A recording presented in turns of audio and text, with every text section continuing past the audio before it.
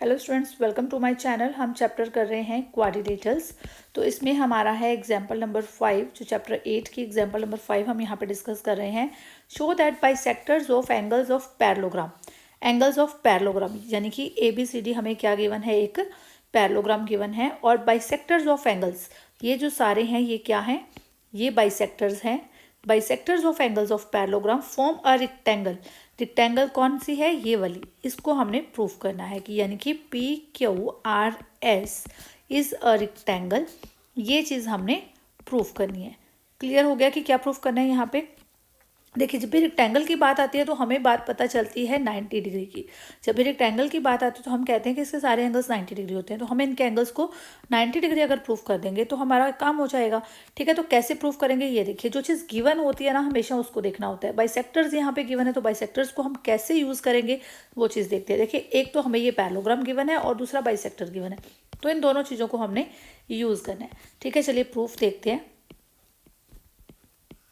Given आपको पता ही है क्या लिखना है और टू प्रूफ क्या लिखना है। प्रूफ देखते हैं इसका। प्रूफ में देखिए, अगर मैं कहूँ ABCD is a parallelogram. ABCD क्या है, एक पैरेललोग्राम है। तो इसमें अगर मैं angle A plus angle D की बात करूँ तो वो क्या होगा। जल्दी से प्रॉपर्टीज़ को रिमाइंड कीजिए। ये दोनों साइड्स पैरेलल होती हैं, ये होता है। तो मैंने आपको करवाया था कि ये जो पैरेललोग्राम होती है, इनके जो एडजेसेंट एंगल का सम है वो क्या होता है, 180 डिग्री नहीं होता। तो angle A plus angle D adjacent angles बन रहे हैं, तो इनका सम क्या है, 180 डिग्री नहीं आ जाएगा। ठीक है, तो ये चीज़ हमने की थी। हम यहाँ पे क्या मेंशन करेंगे, sum of adjacent angles of parallelogram. Clear हो गया। एडजेसेंट एंगल्स का सम कितना होता है, 180 डिग्री होता है। अब A प्लस D की तो बात हो गई। अगर मैं दोनों साइड हाफ कर दूं तो कर सकती हूँ।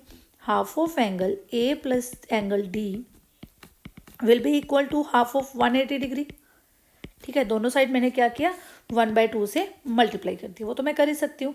तो यानी कि मेरे पास क्या हो गया, half of angle A plus half of angle D is equal to 90 degree. ठीक है, यहाँ से ये कैंसिल आउट हो गया, मेरे पास बचा 90 डिग्री। ठीक है, हाफ ऑफ एंगल A। अब ये जो एंगल है ना, इसको मैं एंगल 1 दे देती हूँ एंड इसको मैं एंगल दे देती हूँ 2। This is angle 1 and this is angle 2। अब ये जो एंगल 1 है, half of angle A angle 1 क्यों होगा, बिकॉज ये AP जो गिवन है ना, मुझे ये क्या गिवन है, दिस इज अ बाइसेक्टर। ये बाइसेक्टर गिवन है। तो यहाँ पे मैं इसको हाफ को क्या कह सकती हूँ, एंगल 1 कह सकती हूँ, बिकॉज ये बाइसेक्टर है। तो ये दोनों चीज़ें इक्वल ही हैं। जब मैं इसका हाफ करूँगी तो एंगल 1 आ जाएगा। ऐसे ही जब मैं D का हाफ करूँगी तो एंगल 2 आ जाएगा। ठीक है, तो यहाँ पे हम मेंशन कर सकते हैं this is angle 1 plus angle 2 is equal to 90 degree. ठीक है, एंगल 1 प्लस एंगल 2 किसके इक्वल आ गया, 90 डिग्री के इक्वल आ गया। अब यहाँ पे हमें मेंशन करना पड़ेगा, because AP and D are bisectors of angle A and angle D। AP and D are bisectors of angle A and angle D। Clear हो गया। अब ये तो हमें मिल गया, इसको हम नंबर 1 दे देते हैं। अब नेक्स्ट चीज़ देखिए, ये जो ट्रायंगल बन रही है, ठीक है, एंगल 1 प्लस एंगल 2 हमारे पास कितना आ चुका है, 90 डिग्री आ चुका है। अब यहाँ पे मैं एक एंगल और ले लेती हूँ, दिस इज एंगल 3। ठीक है, S की जगह पे। तो यहाँ पे ये एक ट्रायंगल बन रही है, in triangle TSA angle 1 plus angle 2 plus angle 3 is equal to 180 degree, angle sum property. ठीक है, तो यहाँ से मेरे पास आ जाएगा angle 1 plus angle 2 plus angle 3 is equal to 180 degree in triangle. कौन सी ट्रायंगल हमने यूज़ की है, ASD। कौन सी ट्रायंगल है, ASD में अगर हम बात करें तो एंगल 3 आ गया हमारा। ठीक है, अब 1 प्लस 2 की वैल्यू तो हमारे पास ऑलरेडी आ गई है, जिसकी वैल्यू है 90। यहाँ लिख देते हैं angle sum property in triangle ASD।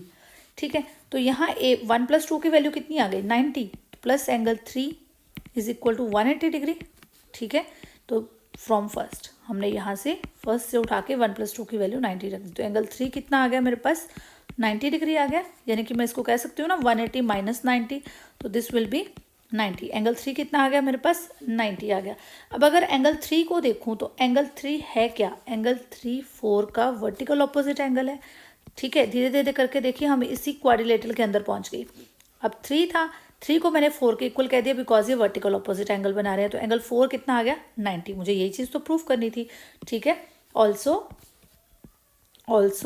Angle 3 is equal to angle 4, तो ये क्या है वर्टिकल ऑपोजिट एंगल्स हैं, तो angle 4 is equal to 90 degree.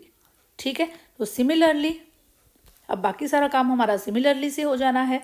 ठीक है, बाकी भी सबको नाम ही दे देते हैं, ये 5 है, ये 6 है और इसको 7 बोल देते हैं। Similarly angle 5 is equal to angle 6 is equal to angle 5 is equal to angle 6 is equal to angle 7 is equal to 90 degree. ये सारे एंगल्स हमारे क्या आ गए 90 डिग्री आ गए। देखिए ओनली 90 डिग्री आने से हमारी रेक्टेंगल नहीं बन जाती है, बट ये चीज़ है कि अगर 90 डिग्री आ गए तो इसका मतलब क्या हुआ, opposite angles of quadrilateral are equal. ठीक है, जिस क्वाड्रिलेटरल के ऑपोजिट एंगल्स इक्वल आ जाते हैं, opposite angles of quadrilateral P Q R S जो है वो इक्वल आ गई, जिस क्वाड्रिलेटरल के ऑपोजिट एंगल्स इक्वल आ जाते हैं, तो it implies P Q R S क्या बन गई, P Q R S is parallelogram. ये एक ऐसी पैरेललोग्राम बन गई विद ऑल एंगल्स 90 डिग्री। सारे एंगल्स इसके क्या हैं 90 डिग्री है। हम तो कहते हैं कि कोई एक पैरेललोग्राम हमें ऐसी मिल जाए जिसका भाई सिर्फ एक ही एंगल 90 मिल जाए तो मैं उसको रेक्टेंगल कह देती हूँ, पर मुझे तो सारे ही पता चल गए हैं कि 90 है, कोई एक ही मिल जाए तो हो जाता है। तो it implies P Q R S क्या बन गई, P Q R S is rectangle. ठीक है, पी क्यू आर एस क्या बन गई, रेक्टेंगल बन गई, हैंस प्रूव्ड। यही चीज़ हमने प्रूफ करनी थी। अगर वीडियो पसंद आई है तो प्लीज़ एक लाइक कर दीजिए, और अभी तक चैनल को सब्सक्राइब नहीं किया है तो सारी वीडियोस के लिए चैनल को सब्सक्राइब कर लो। Thank you and keep watching my videos.